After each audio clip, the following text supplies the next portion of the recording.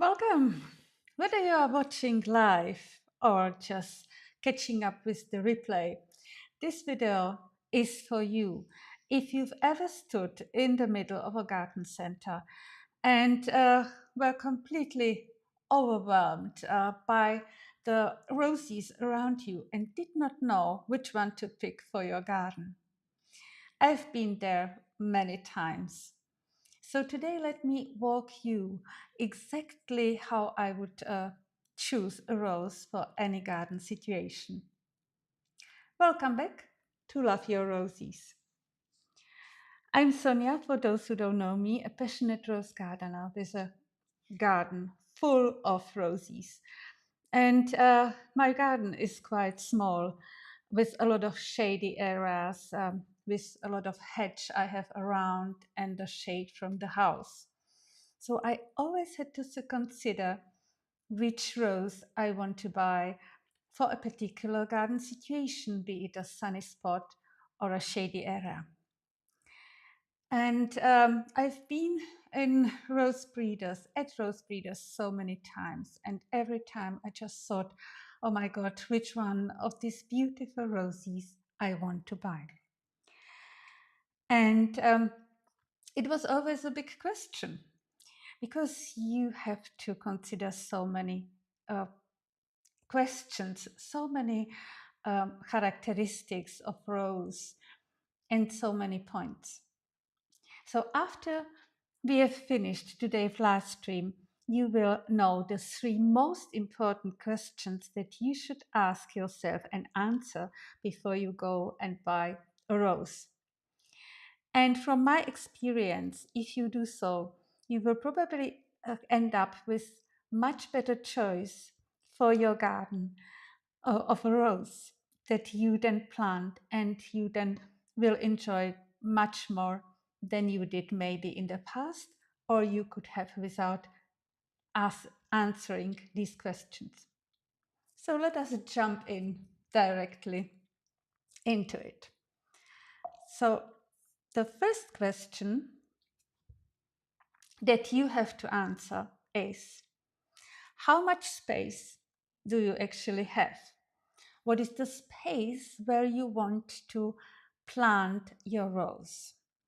And this is a very important question because it may be that you have a big garden where you can plant so many roses, as many as you want, or you have just only small balcony or a terrace or backyard of your house where you have a limited space.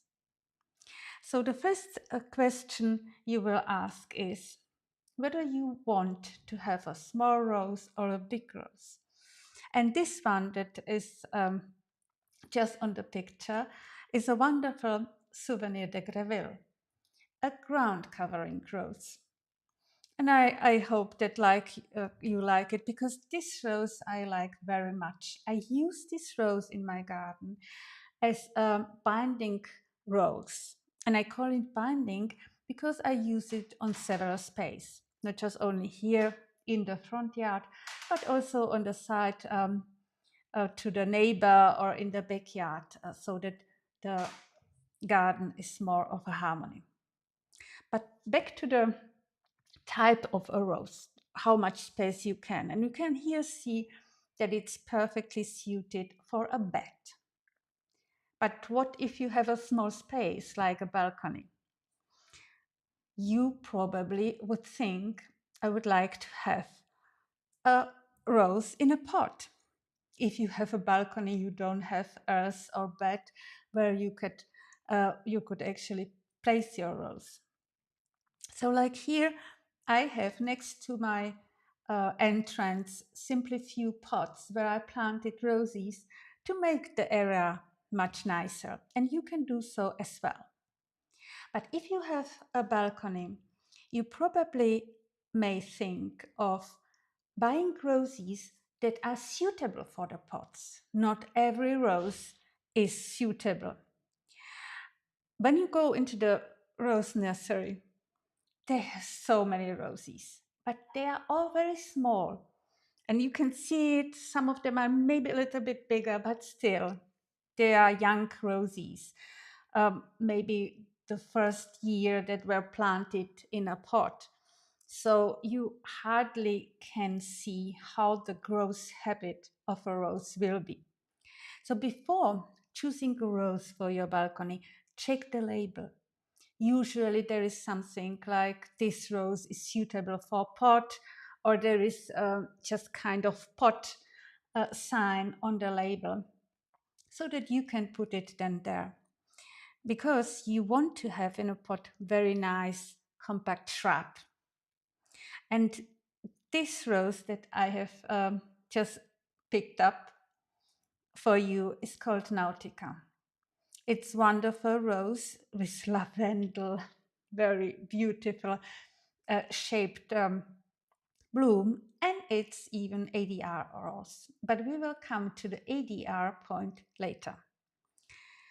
And if you have a balcony, and this is something that I really like a lot and want to have a little bit more design, maybe you have some balcony railing, which would prevent you to put a rose in a pot, because with a railing, putting it down, there will be no sun in the on this area.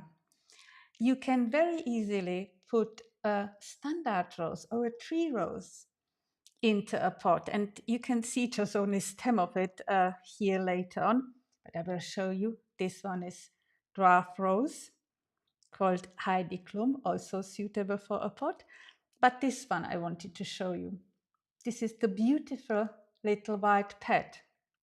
Very good, suitable for a pot, as it's pretty compact, and you can put it on your balcony just to make it a little bit more wow effect on your balcony. And thank you very much for putting comments. I welcome and I welcome you, Ektara. Nice to have you here again. So this was the first question, what we should just place and ask before buying any rose. And the second question is, how much sun actually your rose need? And there are a lot of roses that are in a sunny area, and usually roses need more than something like 5-6 hours of a sunshine, better more than 6. But there are special roses that can be even used in a partial shade area. And especially for those of you who has this issue, not that much sun in your garden, this is for you. So ask your question, is there where I want to put my rose enough sun? And for this rose, it's just perennial domino. You can see it, how shady it could be from both sides to this rose. So the rose does not get that much sun throughout the day. And it's perfectly suitable for partial shade. And I have it here on just a structure, but you can put it on an obelisk as well. And it's also an ADR rose, a rose that is very healthy.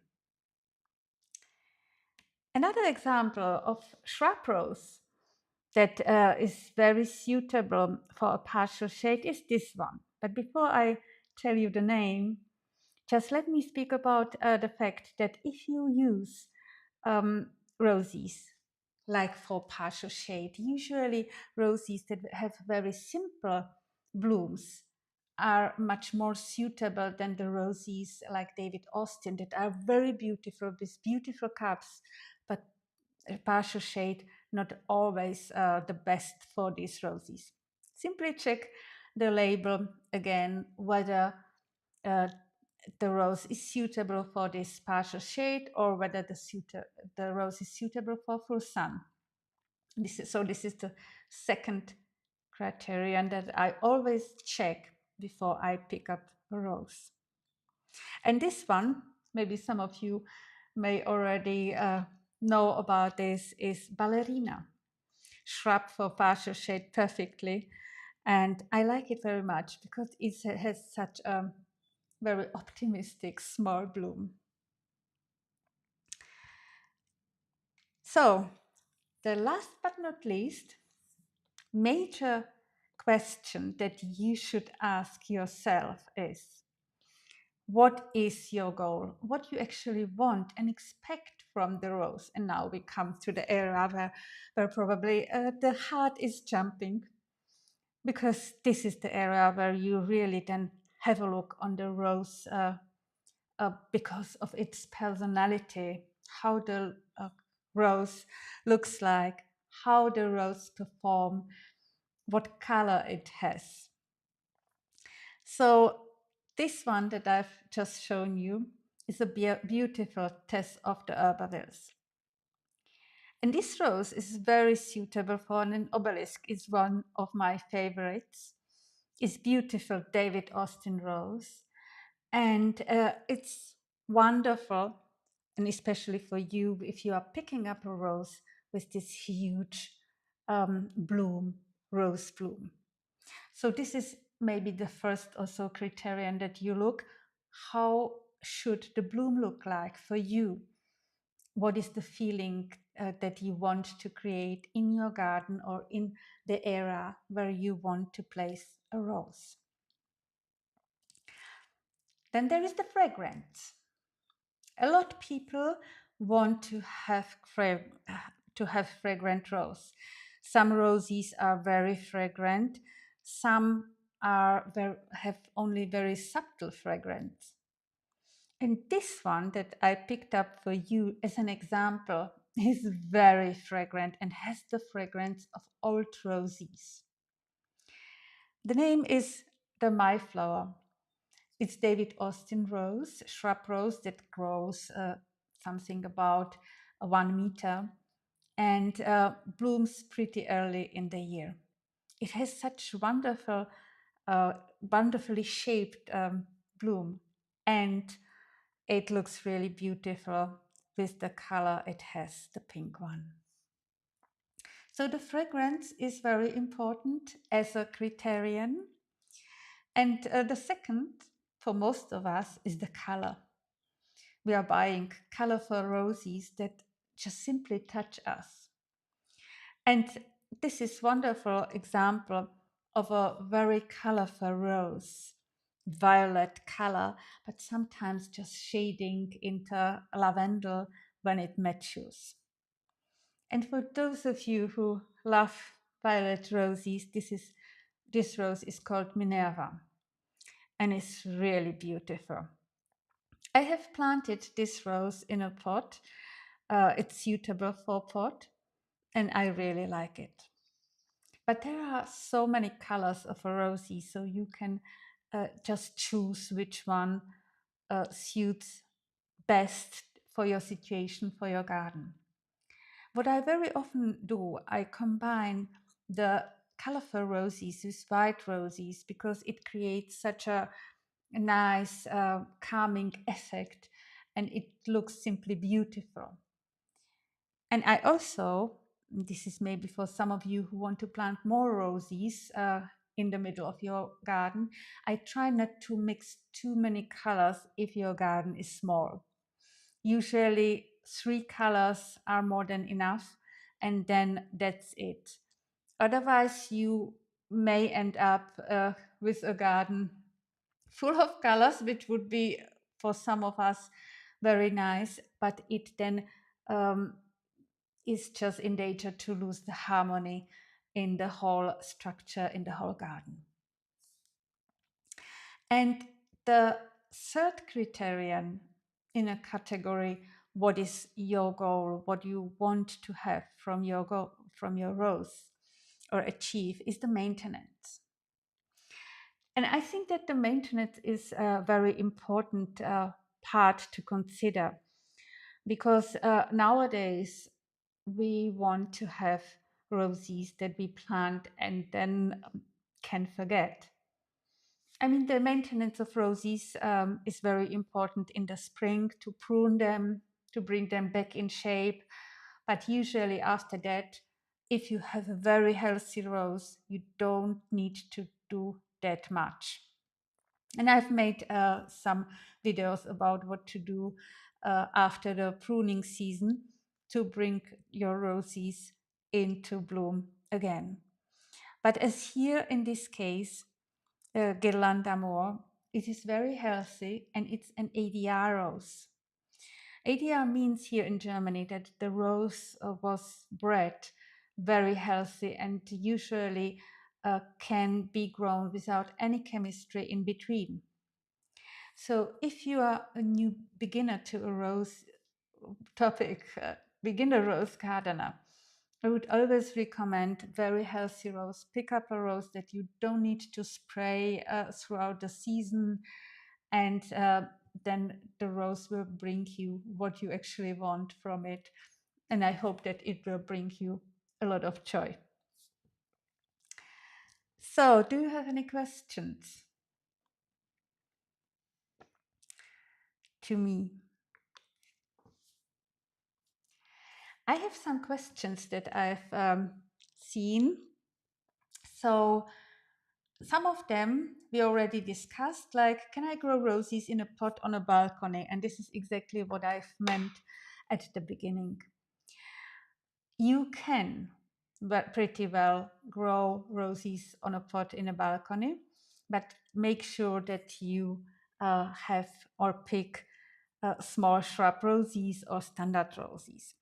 Maybe one of the points that are very important if you pick a standard rose for a balcony, because when there is a windy season, it is in danger that it could just fall aside. So make sure if you use standard rose on a balcony that it's just really well placed and secure it so that it cannot just fall down with the wind that would come to your place. Another question is the question, do I need to buy expensive roses or are cheap ones just as good? This is a very interesting question. And honestly, I would always have a look what you want to achieve and answer this question. You can pretty good buy roses that are a little bit cheaper sometimes in garden space, but make sure that you buy the right roses and that you know what you want from the rose, how to perform. My personal experience is that they may perform pretty well, the same as good as the roses that you can buy at breeders. But at breeders, you get much more varieties that you can choose from. And from my personal experience, I have much better results from these roses.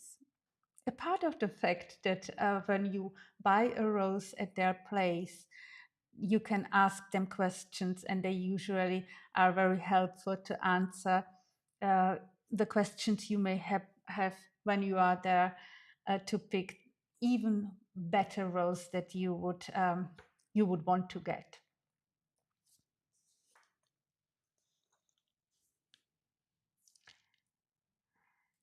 Oh, Therese, you are here again. Welcome.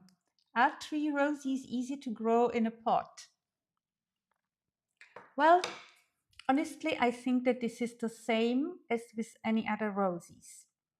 The only thing is that, from my experience, the pot needs to have some stability. This is what I spoke about just a minute ago, a balcony. So you need to have a very stable pot so that when there is a windy situation in your garden, that it will not just kip, I would say, and just fall. And this happened to me, honestly, in the past. I have the rose that I've shown, the little white pet. Before I had in this similar pot a rose, wonderful Anne-Marie de Montravel. And it once, when it was windy, just fall apart and then broke. And even the pot, it was a terracotta pot, that it then broke. So it's just only this thing that you have to consider. Other than that, you can grow it, and I have it uh, still planted, the little white pet, because I like this design and structure. It brings very much hate in the area. So not that I have only on the ground level all the roses, but also something that it's on the eye level. And I personally very much love standard roses because they bring a lot more into the garden.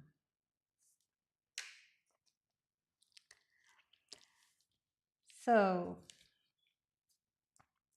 then there is a question, what's the difference between a David Austin rose and a regular one?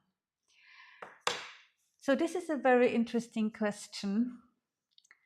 The difference, well, David Austin roses, and a lot of people I just love David Austin roses. I love them too.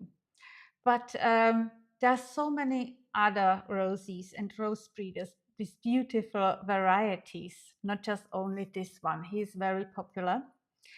But David Austin roses is just roses from a breeder, David Austin. But we have so beautiful roses from breeders like Rosenhaus Schultheiss here in Germany, or Cordes, or Tantau. Oh, I love these roses. They're a little bit different for sure. And even these breeders have beautiful roses with nice cups, bloom cups, similar to David Austin. But David Austin is someone or breeder that got known by growing roses.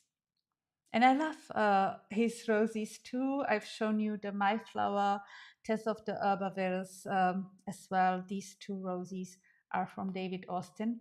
But as you could see in my garden, I have many, many other roses from other breeders, from Tantau, Cordes, here in Germany. And I know that there are so beautiful varieties also in United States, where I just have some of you who pointed towards beautiful roses that I did not know here from Germany, but you grow in US or in your countries.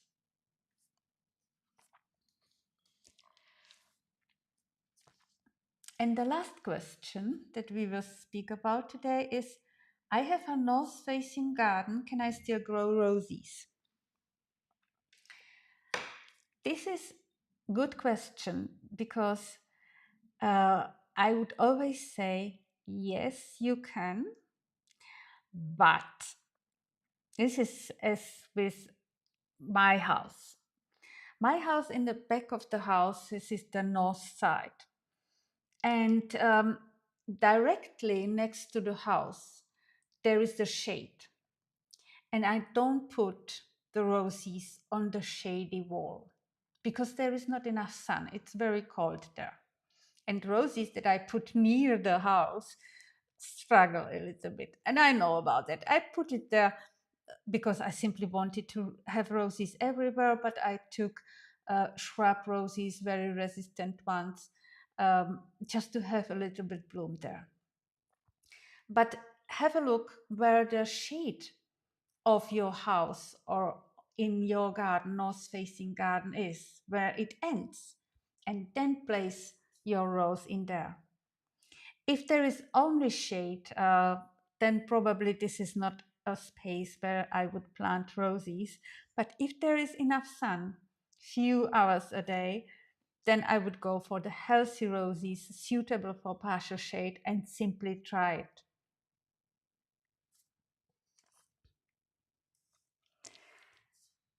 Are grafted roses easy to grow? Are they grafted to help with various growing conditions? Well, grafted roses, what does it mean? First, I do not know if everyone knows about that. So usually we have two types of roses. The roses that are grown as a rose from themselves, like a plant. You would grow from the roots, everything is one rose. But majority of the roses that you can buy were grafted on a wild rose that was kind of removed, and at the lower point of the rose, the wild rose, 3 points usually were just grafted, so where the rose that you actually buy was put in. So this is the difference about the grafted roses. And for me, actually, to have them, to whether they are easy to grow, for me, I have think only grafted roses. Important point is when you plant grafted roses, you should put the grafting point below the earth level, like 2 centimeters, 2 to 3 centimeters when you plant them, be it the bare root rose or a potted rose. For you, again, bare root are the roses that are not potted. It's just only the root that you can see. And the potted rose is a rose that is already planted in a pot, and you can buy it at the breeders. The bare root roses you can plant and buy until end of April, and then usually only the potted roses are then sold, because it's the time is over for the bare root roses. And if you just consider to buy more than one rose, you can buy bare root roses, and they are usually much cheaper than the potted ones. So the question is, no, they are not easy. Grafted rose is easy to grow. Both are good as long as the rose is the right one that you pick, and you can grow both. So, do you have any other questions?